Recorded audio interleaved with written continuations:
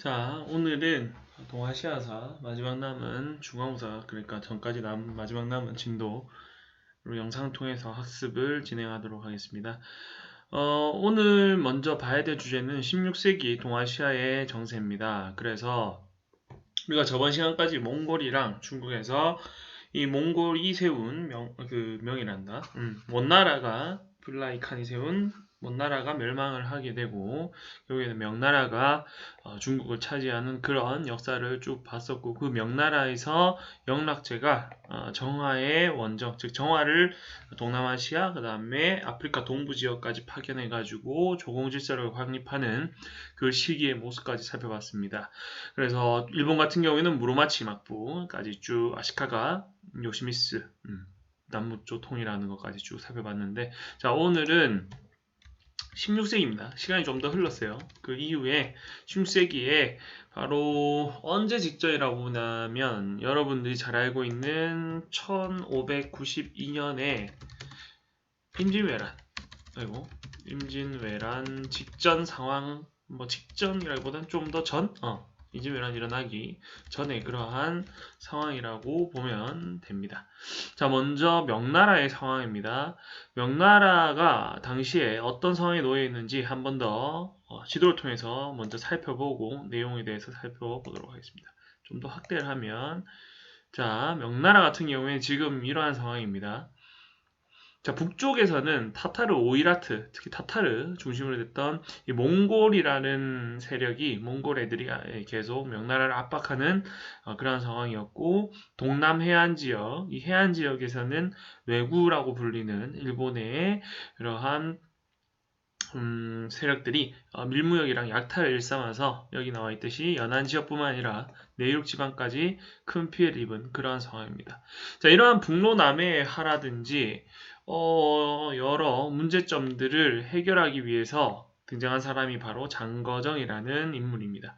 이 장거정은 명나라의 여러 개혁들을 실시하는데, 여러분들이 시간이 되면 여기 한번 읽어보면 되는데, 대표적인 정책이, 이 장거정이 실시해서 대표적인 정책은 기존의 이러한 인사국가제도, 관료들의 이러한 무능들, 이러한 것들에 대해서 좀 더 수정이라든지 정비를 하기 위한, 기억을 하기 위한 그러한 정책들을 펼쳐있고, 특히 요 제도에 대해서 여러분들이 꼭 기억을 해둬야 됩니다. 현물로 납부하던 조세를 인류적으로 은으로 납부하게 한 제도입니다. 좀 더 자세히 얘기를 하자면 기존의 그 양세법 체제입니다. 여러분들 옛날에 들어봤을 건데, 그 양세법 체제에서 이제 어떻게 되냐면 이 은으로 세금을 납부하게 한다는 건데, 그 제도가 바로 1조 편법이라는 제도입니다. 장거정이 실시한 이 제도를 1조 편법이라 부른다는 거예요. 그래서 기존의 토지에 매기는 그 세금 있고, 그 다음에 정은이라고 불려가지고 일반 그 국민들한테, 백성들한테, 그러니까 사람들에게 매기는 정세, 이렇게 지세랑 정세로 나눠가지고 거두는 그러한 새로운 세금 제도의 개혁입니다. 자, 이 1조 편법이라는 것은 여러분들이 일단은 한번 알아두고 갈 필요가 있는데, 바로 뭐냐면 당시 은경제 체제의 보급 때문에 가능했다는 겁니다. 당시에 그 이전부터 여러 세계 각국의 각국과의 무역을 통해 가지고 명나라의 당시에 지금의 달러처럼 사용됐던 은이 다 보급이 됩니다. 그래서 그런 은경제 체제 보급 때문에 세금을 은으로 납부하는 그러한 일조 편법이 또 가능했다. 그래서 여러분들이 이러한 것들을 한번 살펴보면 될 것입니다. 그리고 16세기에 일본은 여러분들이 잘 알고 있듯이 도요토미 히데요시라는 사람이 우리 임진왜란과도 되게 관련이 깊죠. 그 사람이 뭐 하게 되냐면 전국시대, 온인의 난으로 발생한 전국시대, 거기에 대해서 여러 통일을 해가지고 여러 정책들을 펼치게 됩니다. 그 대표적인 정책줄 중에 도건몰수령이 있습니다. 도건몰수령. 즉 뭐냐면 몰수한다는 겁니다. 백성들이 가지고 있었던, 이제 전쟁 끝났으니까 칼, 단도, 창, 조총, 기타 무기류 소지하는 걸 금지하는 조항입니다. 자, 요게 바로 당시에 도요토미 히데요시의 도건몰수령입니다. 자, 그럼 본격적으로 16세기 명나라의 정세부터 보겠습니다. 자, 황간들의 득세라든지 이갑제 중심, 여러분들 이거 배웠을 겁니다. 이갑제 중심의 이런 향촌 질서를 통해서 명락제한다. 명예 홍무제, 명태조가 어떻게든 향촌 질서를 정비를 하고 그 다음에 세금을 거두는 데 있어서 중요한 그 조직으로 삼았던 향촌 조직입니다. 그게 이제 해체가 되면서 명나라 통치 체제에서도 큰 문제점이 발생하게 되죠. 게다가 외세인 그 몽골의 타타르와 특히 오이라트 국경을 침범하게 돼요. 이 과정에서 명나라의 황제 정통제라는 사람이 붙잡히게 되는 포위되는 거죠. 붙잡혔다기보다 이제 포위되는 그러한 일도 갖게 된다는 거죠. 그리고 동남쪽에서도 왜구가 침략하게 되고, 자, 중요한 사실 장거정의 개혁입니다. 자, 일단 장거정 같은 경우에 여기다가 몽골과 강화를 맺어 군사비를 절감하고 왜구 단속 강화하고 부패 관리와 같이 맞듯이 조세 은납파. 자, 요거 옆에다가 여러분들 화살표 해가지고 일조 편법 시행 행이란다. 자, 시행 이러한 것들을 적어놓으면 될 겁니다. 자, 이러한 형태로 결과가 일어나게 되고 장거정의 개혁은 중요하니까 잘 기억을 해주세요. 그리고 여진 같은 경우에는 당시 명나라가 이렇게 약화된 틈을 타라서 누르하치 여러분들 들어봤을 겁니다. 후금을 세운 인물이죠. 이 누르하치가 주변을 공략하고 이러한 특수화물 유통을 장악하게 되면서 이익을 확보하면서 나중에는 여진 부족들을 통합을 하게 됩니다. 자, 조선은 여러분들 이거는 그냥 간단하게 넘어갈게요. 자, 붕당 정치 많이 배웠죠. 그 공무원정치 추구하면서 상호 비판 견제에 따라서 그 붕당간 똑같이 붕당 들어가면 됩니다. 자, 이러한 현상이 일어나게 되고 국방력은 당연히 임진왜란 직전에 약화됩니다. 자, 평화 지속 그 다음에 군역 제도의 문란으로 국방력이 당연히 약화됐죠. 반면에 일본은 여러분들 그 무로마치 마부 때 아이고야. 자, 추가적으로 얘기하겠습니다. 중요합니다. 이 온인의 난에 대해서 잠깐 설명을 할게요. 잠시만요. 여기다가 바로 설명을 할게요. 여러분들 화살표를 해서 온인의 난에 대해서 설명을 하면 되는데 선생님은 그냥 여기다 다시 설명을 해줄게. 온인의 난. 자, 이 온인의 난은 일단 시기는 무로마치 막부 때 발생했습니다.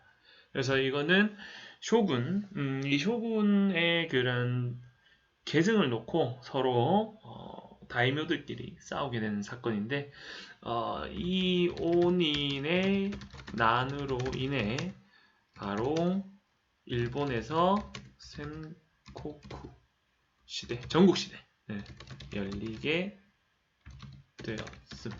요거를 여러분들이 꼭 표시해서 알아두면 좋습니다. 온인의 난으로 인해서 바로 일본에서 센코쿠 시대가 열리게 되었습니다.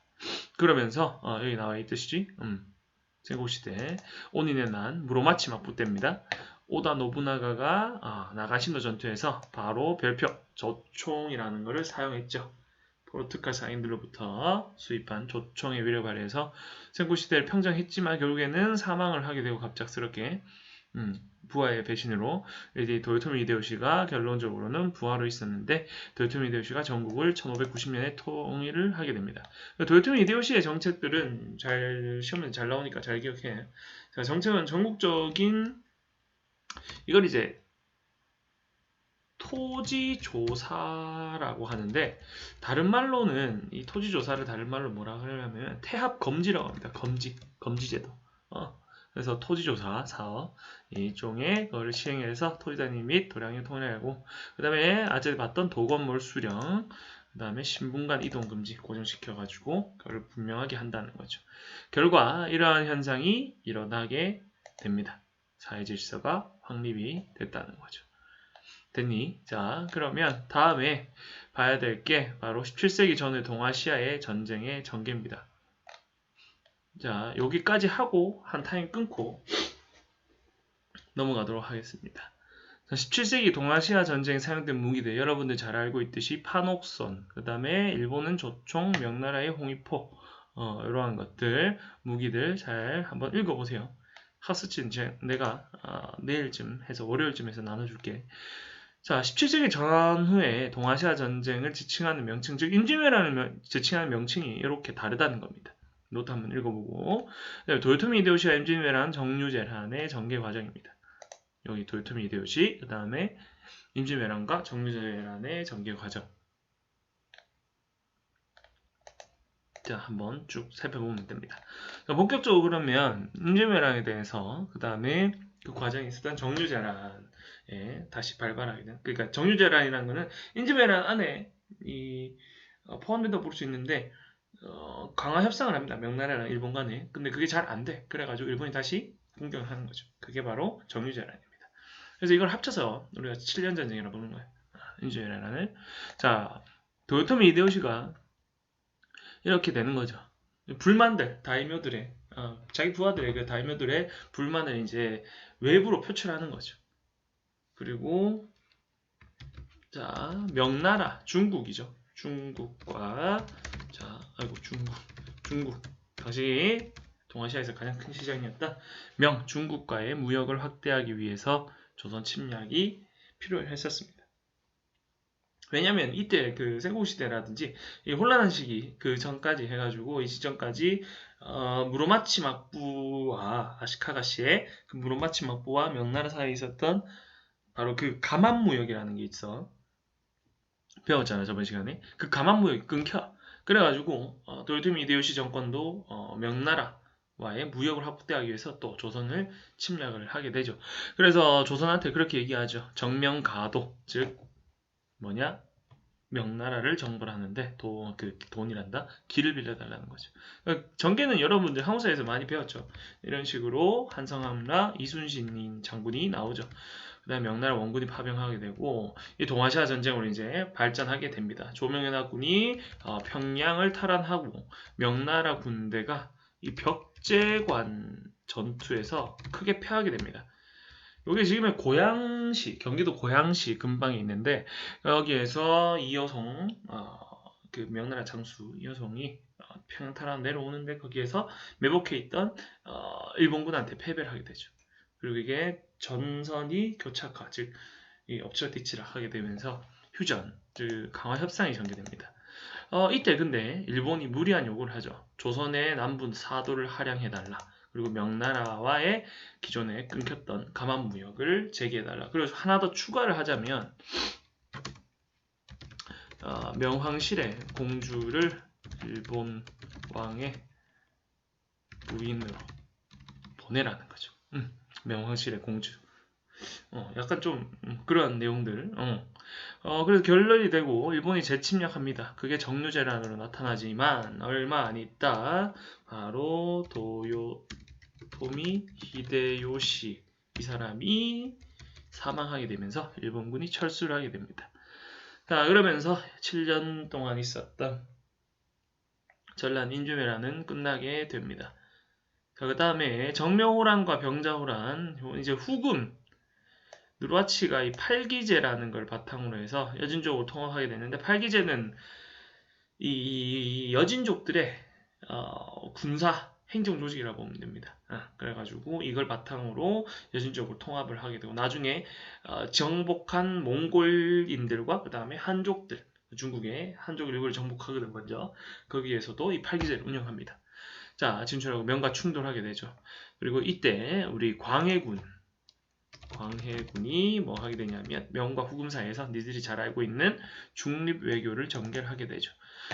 이러한 현상이 일어나게 되고 조선이 이 과정에서 광해군이 인조 반정으로 인해서 축출이 되고 서인정권, 그때 들어섰던 서인정권이 바로 이 정책을 실시하게 됩니다.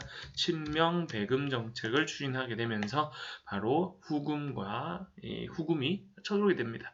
자, 먼저 처음에는 그냥 후금이 명나라랑 일전을 치르기 위해서 후방에 있던 조선을 어느 정도 좀 겁을 주고 겁을 준다 해야 되나? 하여튼 그런 식으로 해서 의식한 후금이 결국에는 정명호란을 일으키게 되는데 조선과 결과가 중요합니다. 조선과 무슨 관계? 형제 관계, 여러분 이건 다 알죠? 자, 그러다가 나중에 이 후금의 홍타이지라는 인물, 청나라의 태종이죠. 근데 국호를 청으로 바꾸고 조선의 바로 무슨 관계? 군신 관계를 요구를 하게 됩니다. 군신 관계를 인조가 거부하죠. 이때 쳐들어오죠. 홍타이지 청나라의 태종입니다. 그리고 결국에는 인조가 여러분들 잘 알고 계신 남한산성으로 피신하지만 결국에는 삼전도에서 항복을 하게 되면서 그 결과 조선과 이 청나라 사이에는 군신 관계가 체결이 된다는 형태로 역사가 흘러가게 됩니다. 자, 이런 식으로 정리를 해주면 됩니다. 일단 여기까지 우리가 봤던 거 한번 끊고 다음 거 갈게요.